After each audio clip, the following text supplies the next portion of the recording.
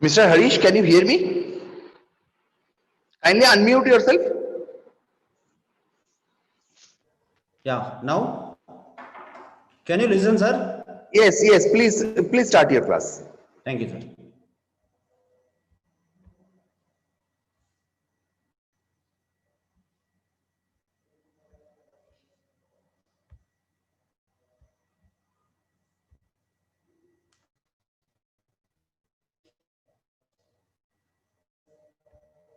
So,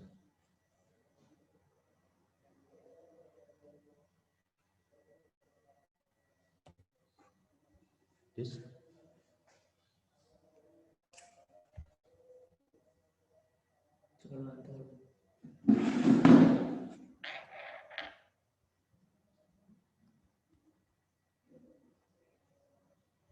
Hello. Yes, good afternoon, everybody. My name is Harish. I'm working as a junior training officer in SDM IDA Samse, Chikmagalur, situated in Karnataka. Yes, I'm working as JDO past 25 years. I did CTA training at Chennai in the year of 2000. I remember I gone through the seminar conducted by NIMI in that on behalf of effective usage of written instruction material, and also still I remember the activity, that discovery of learning. I am following every class in our lab. Welcome all. Today we are going to learn about cylinder bore gauge. Dear trainees, that we also know the similarity of products in the market. For example, if you are going to purchase a bike, imagine you are purchasing a Honda bike or any whichever you like. So when you go to the showroom, all the bikes appears like the same. You cannot identify which one you like to purchase. How is it possible? How it can be possible? See, remember, so all the present days similarity of product is done by using modern instruments. That is for example, the cylinder bore gauge or dial bore gauge is such instrument that gives uniformity, okay, identical components. So we can compare. It is not like a vernier caliper or dial test vernier caliper or outside micrometer, because they gives direct reading, but it gives indirect picture of the deviation or variation of the sizes being tested. Let us see what is the dial bore gauge and why it is used. Friends, today we are learning about the dial bore gauge. You see, by the name itself, it's a gauge. Basically, it is a gauge used to measure wear of the cylinder. It is used to measure wear of the cylinder. So, for example, we are all automobile concentrates. We know that the piston travels inside the bore. Per second, more than 100 times the piston will move up and down. So what happens? At the same time, the oil also comes, there must be the lubrication. So in the case, the top ring do not get oil properly. So what happens at the top of the cylinder, wear and tear will be more. So here, the top of the bore will wear more when we compare the bottom. So the gauge used to measure the wear of the cylinder by using a dial. So here we use the dial. So this is called cylinder bore gauge. Remember, once again, it's a gauge used to measure bore wear by using dial is called cylinder bore gauge or dial bore gauge. Let us see how the bore wear occurs. This occurs due to the movement of the piston and rings throughout the stroke length. What happens when the piston moves up and down several times per second, more than 100 times? I have given an example. The engine RPM will be more than 7,000 RPM. So in that RPM, the pistons and piston rings will move at higher speed. So at that time, wear and tear occurs, especially at the top of the bore, wear will be more when we compare with the bottom, because two reasons. Remember students, two reasons. One, at the top, the cylinder will be very hot because combustion process takes place at the top, and at bottom, the oil gets sufficiently, because we also know that the crankshaft will throw the oil properly. So what happens at the bottom of the bore wears out less, and at the top it will be more. The cylinder bore gauge also tells us the condition of the bore to be used or not. For example, when we service the engine, we remove the cylinder head and we check the bore, the condition of the bore. We can judge whether our cylinder bores are correct or not. We can see that. We can select. Okay. Let us see what the parts cylinder bore gauge have. Students, our ambition to pass out the exam. Most of the questions, according to my experience, past 20 years, most of the questions comes in the part of the instruments. Remember, please note, if you have the books, please note it and don't forget. I assure you that any question comes by the cylinder bore gauge, you must get, you must pass. Okay, so let us see each parts of the cylinder bore gauge or dial bore gauge. See, this part is called outer cylinder, and in your book, NIMI book, it is called stem. Remember, this part is called the stem, and it also has the plunger and centering shoes, fixed anvil insert, graduated dial, grip, etc. We see each part and how that works. Okay. See, the stem, it is just like a frame of automobile, because you all aware that what the chassis frame. The frame contains all the parts together. So like that, the stem of the cylinder bore gauge, holds all components together. It holds. Okay. And remember, it contains the mechanism. The stem itself contains the mechanism. It is made hollow. It contains the mechanism for transmitting the motion to the dial. Remember students, this is the part which inserted inside the bore. This part is inserted inside the bore. So actually, it receives the trouble inside the bore, and it indicates, it actuates. Okay, it actuates, and it magnifies the variation of the sizes inside by using a graduated dial here. Okay, so we are learning about the stem. What is the stem? Stem is a component that holds all components together. Yeah. So why the stem is made hollow? Because it having a transmitting mechanism. What do you mean by mechanism? Mechanism means it is not made by a single component. It is attached. For example, I have the watch, wristwatch, wall clock. So okay, every mechanism that having more than one parts. Okay. So here it has the mechanism inside, rack and pinion mechanism. Okay. Some needles are provided, some graduations are given. Okay. Clamps, grip, everything. All components are joined together by using a stem. Okay. We will go for the other component. Now, fixed anvils or inserts. Remember, these are interchangeable. It can be changed, because, for example, in our engine, we have the rocker arm bores. We have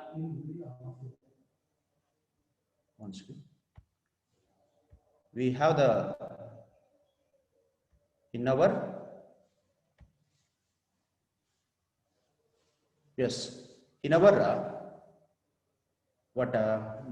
rocker arm assembly, smaller bores. Okay, we know the rocker arm assembly having the smaller bore and shaft. We can check the wear and tear of the rocker arm bore. We can also check the camshaft bush wear. We can also check the cylinder mine bearing wear, And remember, most important are the piston and cylinder. Very, very important. So usually, for example, Tata engine piston having 85 mm bore, right? While manufacturing, the bore will be 85 mm. But what happens due to frequent working, the bore will enlarges. How? Because wear and tear takes place. The wear and tear, by the wear, it will be more. So what we should do? First, we have to measure the bore wear. We have to measure the diameter of the bore. After that, we have to select the fixed angles or inserts. Remember, it is interchangeable. It can change. Okay, it can change according to the diameter. See here, the selection of the angle is made depending on the diameter of the bore to be measured. The selection of the angle is made depending upon the diameter of the bore is to be measured. For example, the lighter diameters, the lighter angles, okay, the smaller angles are used, and the heavier diameter, heavier angles are used. Remember, one more thing, all the parts of bore dial gauge are made with good quality of steel, because in our lab, we have purchased 25 years back, still it is very efficient. How is it possible? Because the material used to manufacture the component is very important. It does not get any error due to variation changes, due to temperature changes. Okay, so here for some types of bore gauges, extension rings and washers are provided for extending the range of measurement. Okay, the certain type of extension rings and washers are used to change the diameter size. Okay, let us see other part. What is plunger? See, plunger is always just like a piston. It is a very, very important working part in the cylinder bore gauge or dial bore gauge. It receives the problems, okay, inside the bore. Remember, this actuates the bore movement.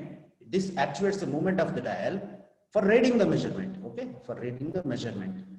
So this actuates what it has. The plunger is being loaded. It is a part that receives variation of the sizes being measured.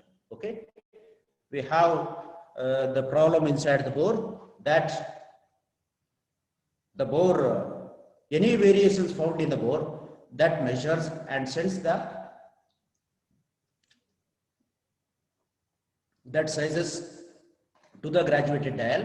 The graduated dial then indicates the actual variation present in the bore. Okay, let us see the other part. This is called centering shoes. The centering shoes are spherical support. Actually, the dial bore gauges are available in two types. So one is self-centering type. So we are learning about self-centering. So because somebody may use at the corner, somebody may center. So it has to get centered. How? Because here is given two self-centering shoes.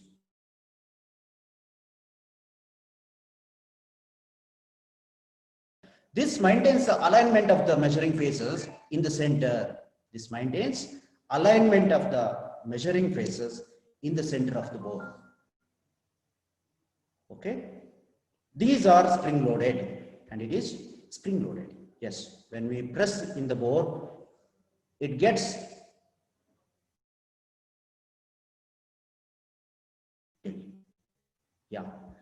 and it is available with pair of ground discs. See here one, here one, two pair of ground discs are provided. How the self-centering is made? The self-centering is made by pressing the bore gauge inside the bore, and it remains.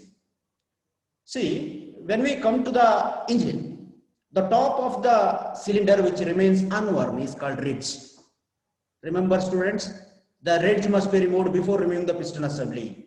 Otherwise, the piston ring comes and hit the ridge and it will break. So that it is very, very important, before removing the piston assembly, we must cut the ridge by using ridge reamer. Okay, that after removing the red zero or otherwise while setting the zero setting, okay, zero setting is the important skill we must learn in the next slide. And see here, in order to self center, two ground discs are provided. Here is the plunger and the hair wheel, lock ring, stem, grip, graduated dial and revolution counter. Everything is there. Remember, don't forget that the cylinder bore gauge is used to measure the bore wire of the cylinder, because to check faster. Okay, nowadays there is no time available. When you give the car to the showroom, we also ask at what time you will give back, right? So that it helps us to find out the problem quickly, to find out the defects quickly. Yes, the dial indicator. Let us see, it is one of the important part. What is dial indicator? How that works? Already at the beginning I told that if you purchase anything, whatever, television, laptop, mobile, everything, if you go to the television to purchase this television, the similar products are available. How is it possible? How the similar products? See, similar products are made by the instruments like dial test indicator. It compares, students don't forget, it compares the variation. It compares, it differentiates the variation. It compares with new one. If you purchase a spring, it compares with the new spring and old spring. Which spring is better? In the similar way, so many of the automobile and in our industry, so many of the parts are very precision, which cannot be judged by our steel rule or ordinary instrument. The special instrument are required. In that case, the dial test indicator takes the big role. It finds out the any trouble in the parts being tested. See, this as the graduation mark on the dial. For example, from 0, here it is divided into 100 parts, right? For every one revolution of the pointer, for every one revolution of the pointer, the revolution counter will get one division. This is called 1 mm. Okay, this is when it moves to the 1 mm, the revolution counter takes 100 divisions. And what will be the least count? Remember, the graduations in the dial indicator are marked in clockwise and anti-clockwise. The graduation in the dial test indicator are marked in clockwise and anti-clockwise direction. So we also know that every instrument has got least count. What do you mean by least count? The lowest possible measurement of any instrument is called least count, right? We can measure the lowest possible distance. That is how much. For example, here, so you see 1 mm or division in RC. RC means revolution counter, that has given inside the dial indicator. You see, here is the revolution counter, and that has got around 10 divisions, right? Every division again subdivided into 100 equal parts. You can calculate what is the least count. 1 by 100, that will be around 0.01 mm, right?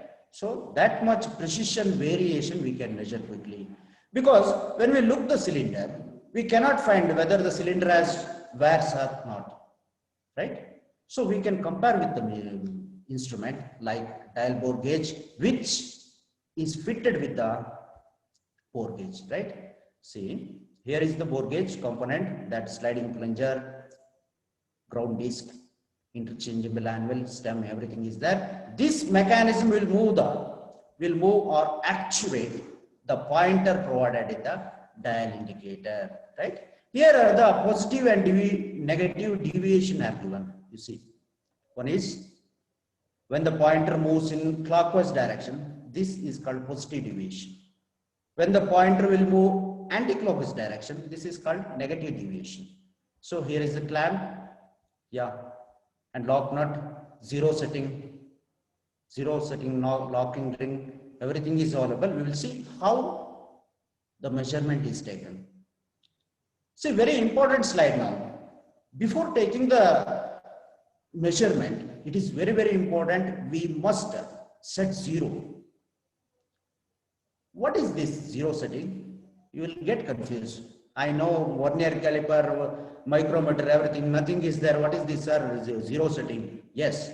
See, at the beginning, I told you that it's a mechanism. It having so many gears to operate, so many racks, gears, everything. In our the gear mechanism, one trouble will come, that is called backlash. See, the clearance between two moving parts is called backlash, because it having the dial test indicator is having number of gears. Okay, one rotates, one rotates it clockwise and other is anti-clockwise, like that. So there may be the chances of getting error. Remember, students, what do you mean by error? When we will get unperfectness, that's an error. If the thing here, it should measure from here to here, it should measure 5 mm. If it is more than 5 mm, that's an error. Remember, to avoid the errors and to get fast, very rapid measurement, okay, quick measurement, the zero setting must be done before taking the measurement. Let us also learn how the zero setting is done and how that helps to take quick measurement, right? See, one word is there, that's called rock and steady. What do you mean by rock and steady? When we swivel the bore gauge by holding our left hand or right hand with the grip, we have to swivel right and left, to and fro, okay? At the time, what happens? The lowest possible distance in the cylinder will found there. When the plunger and insert, okay, the fixed anvil insert and the plunger receives the lowest possible distance, here is the positive deviation. Don't forget, there are two deviations. When the pointer moves in clockwise direction, that is called positive deviation. When the pointer will move anti-clockwise direction, that is called negative deviation. The positive deviation and negative deviations are very important to measure and note at our chart.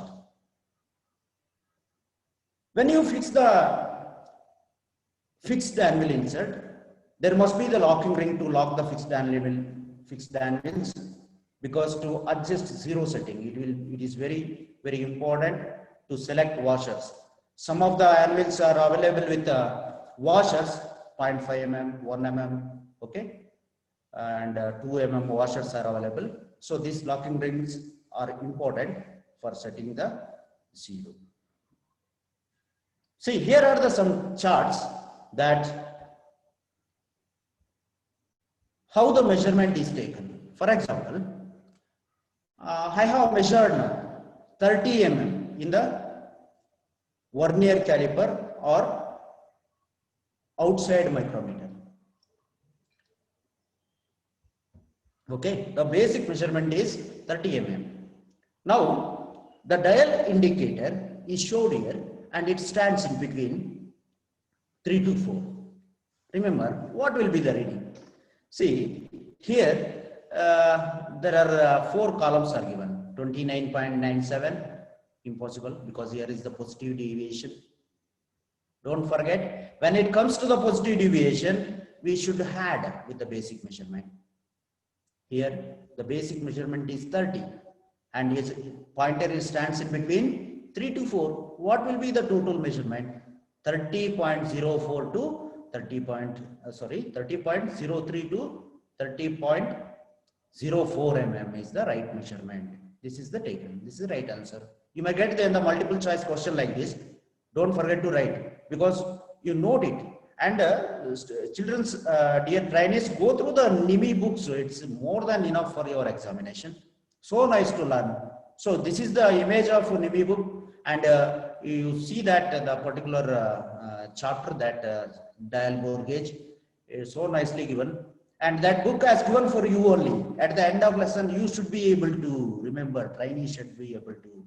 It's not given for the teachers. Remember, the trainees, including me, I'm also a learner.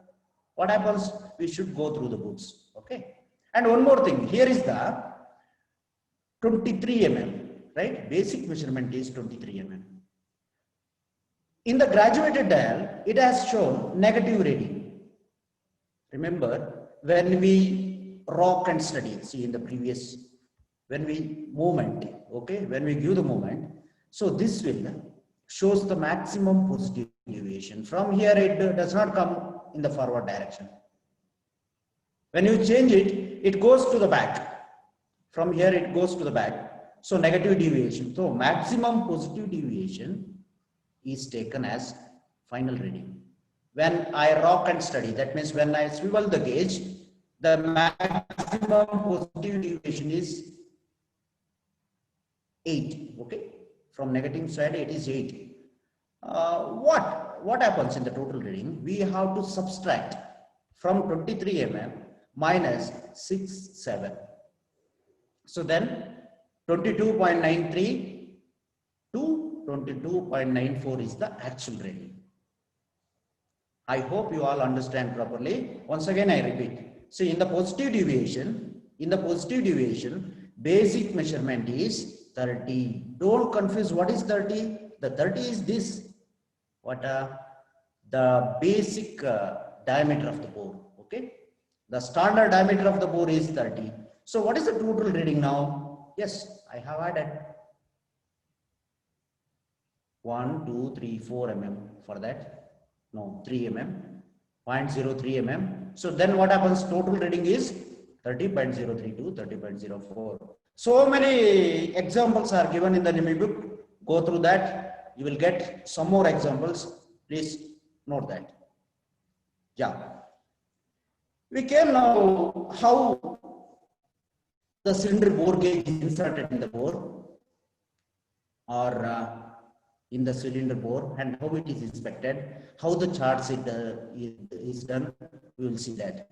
Before taking the measurement, we must clean the bore and remember now the thing starts because already I repeated so that ridge is there.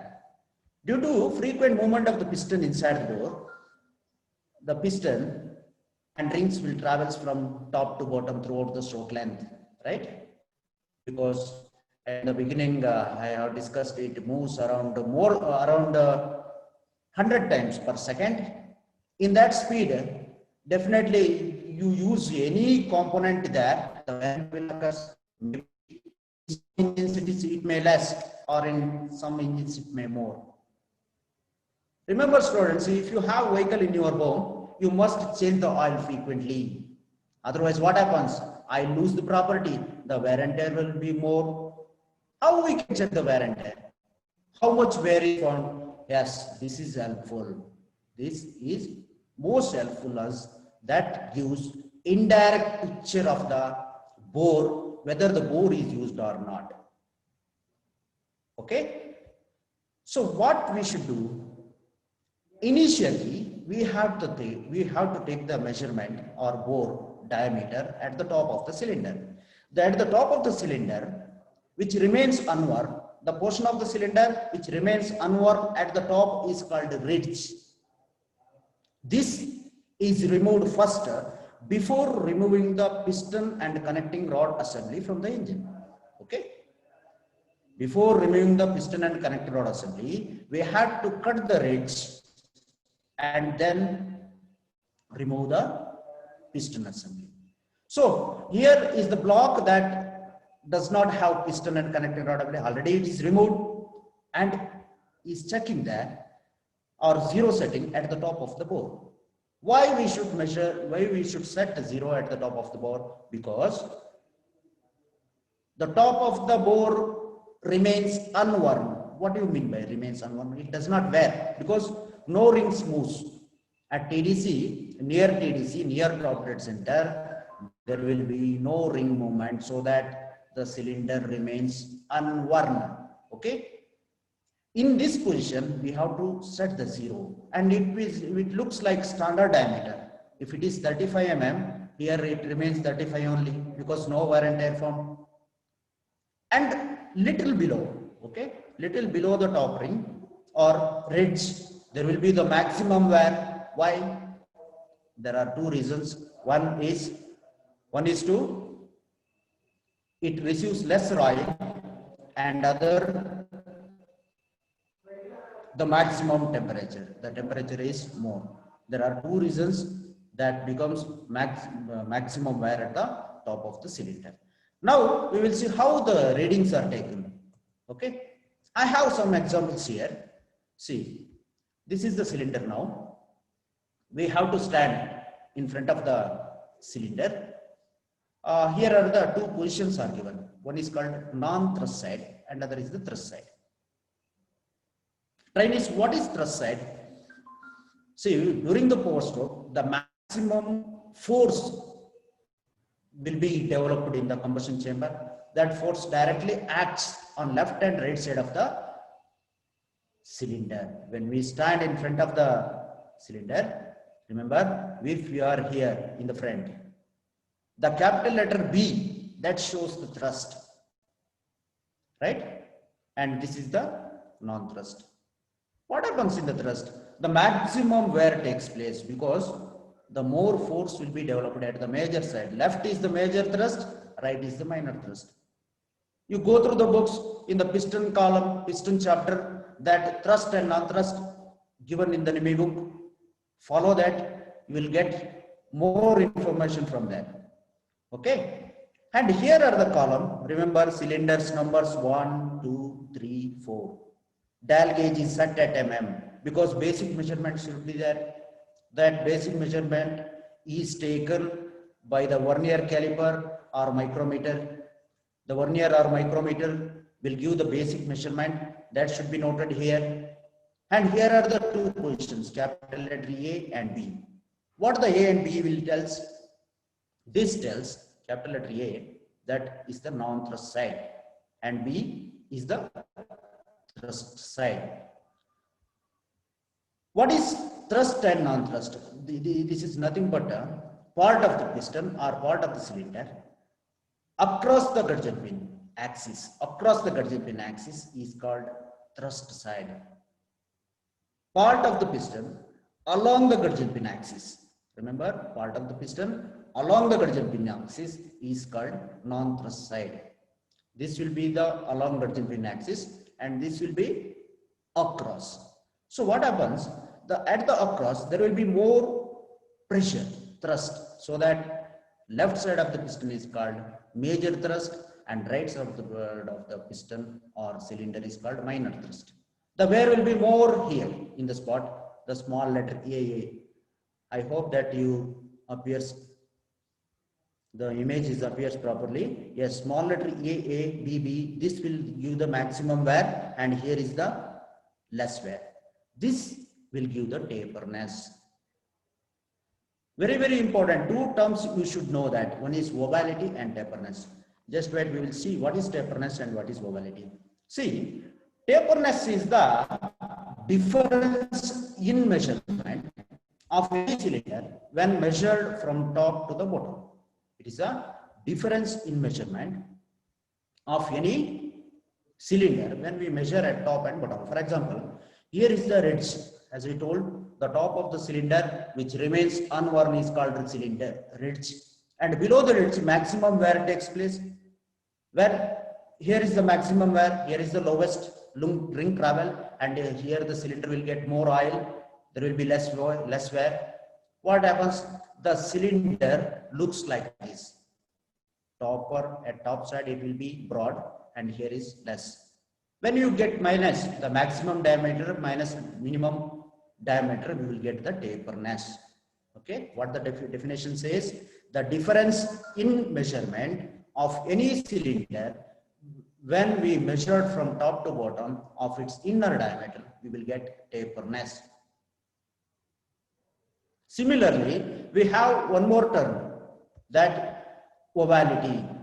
It is the difference in measurement of any cylinder when measured from thrust to non-thrust of its diameter. See, here is the ovality. Imagine it's a B is the thrust and it is the non-thrust. You will get ellipse in shape. Usually, all the manufacturer will provide replace the piston with lesser ovality and more taperness. Can anybody know that? Why? Yes, because the piston rings will have the radial pressure that expands in the case of taperness. But in the case of ovality, it fails to expand because the oil rings has given Duroflex ring that may used for the re-ringing jobs, but ovality, usually the manufacturer give less ovality and more taperness.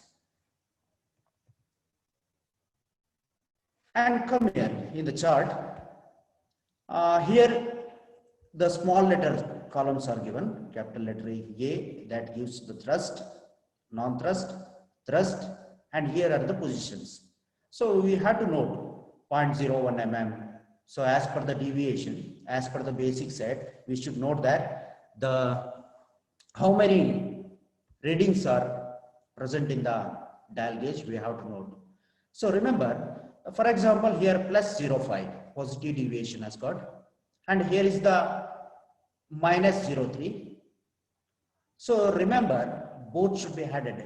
The BODMAS rule or addition rules do not come here. So mathematics, just imagine what happens. The lowest possible distance will given by the, say, this instrument. For example, here the positive deviation, maximum positive deviation is noted, and here in the chart, see, for example, at the thrust plus readings are came, and at the minus. The plus and minus are not be subtracted. Remember, the plus and minus are added as per this.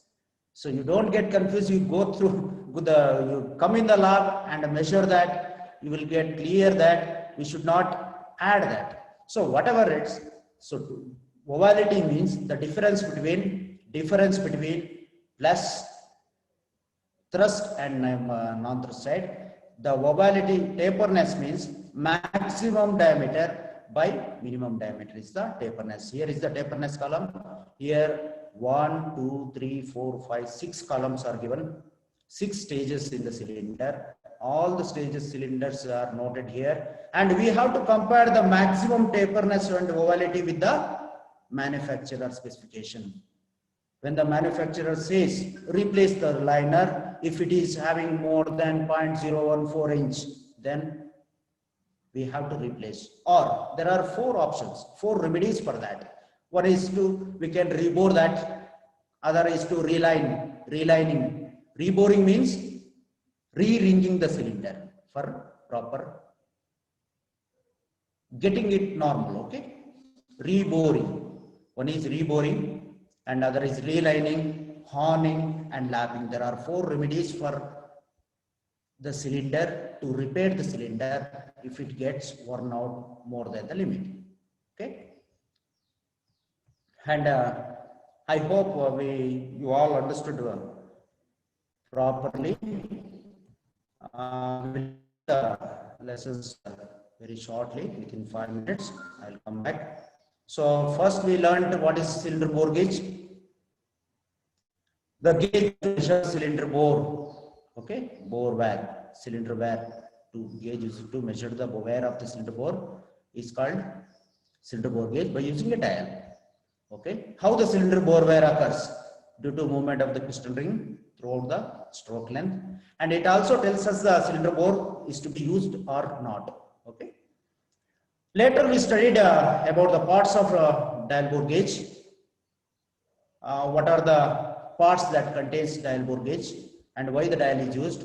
It magnifies the picture. Don't forget, it magnifies the picture because small variation in the sizes of the cylinder we cannot look. It cannot appear by the ordinary eye. We need magnifying glass, but it's not a magnifying glass, it's a magnifying device that magnifies the variation of the sizes being tested inside the bore. Okay, here are the knurled nut, gauge head, guide plate, movable anvil, interchangeable anvil. These are the various parts of dial bore gauge.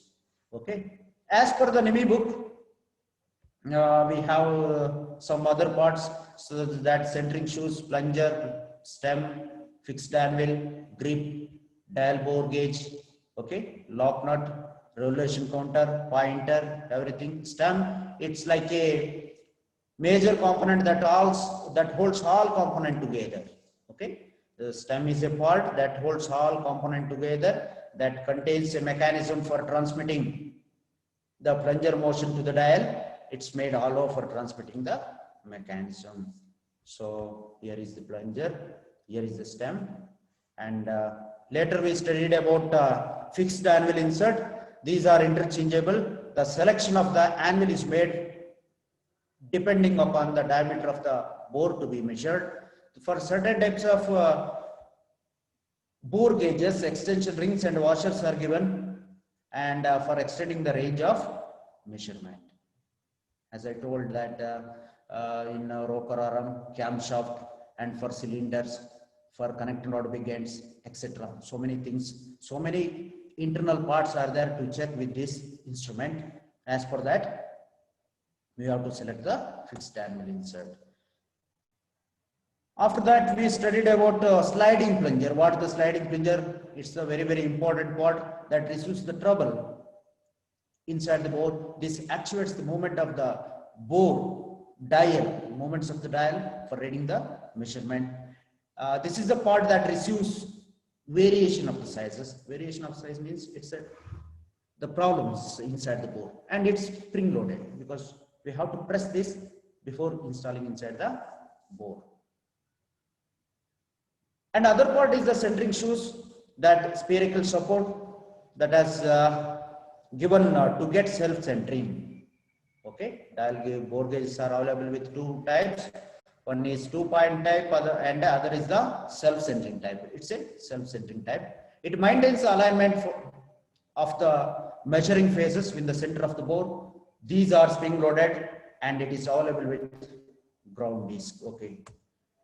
How the self-centering is done? By getting the rock and steady, that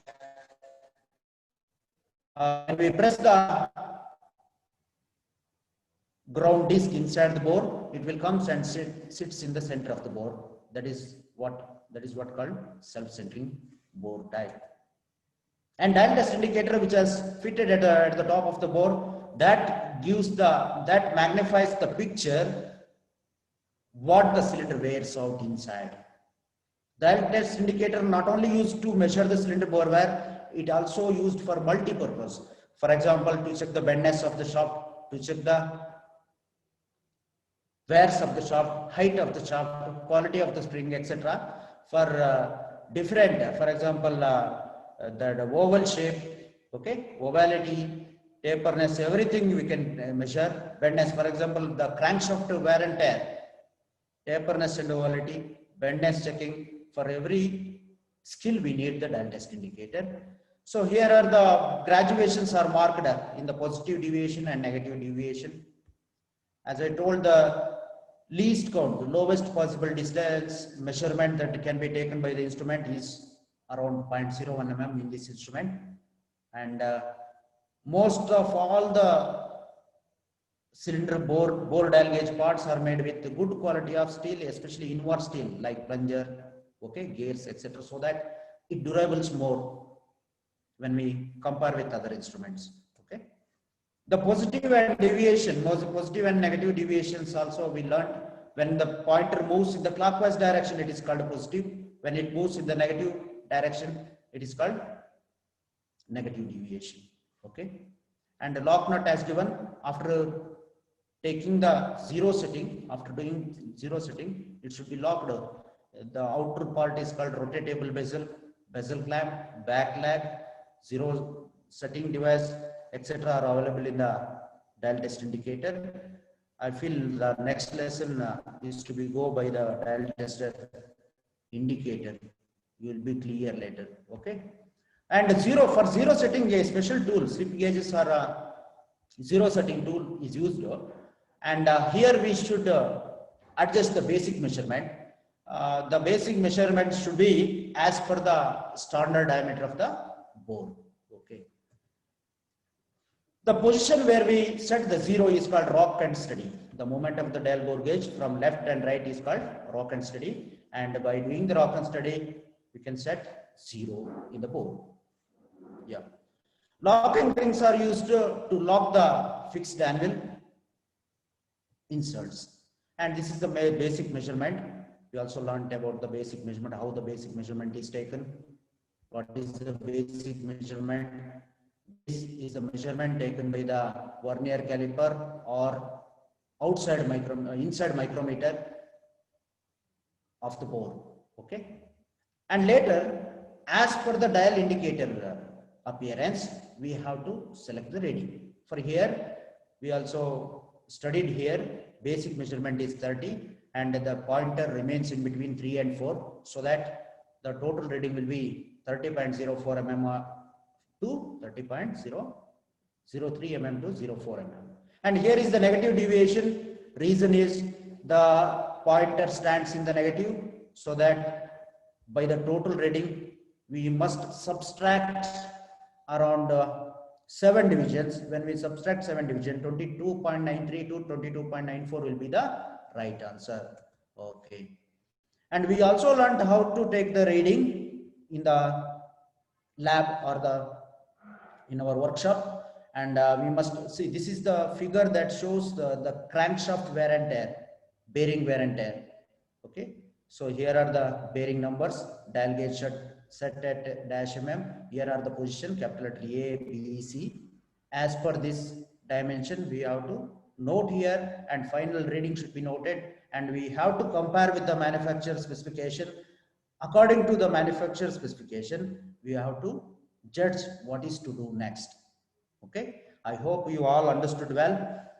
And this is taperness and ovality. Okay, thank you, sir. Thank you for all for nice participation.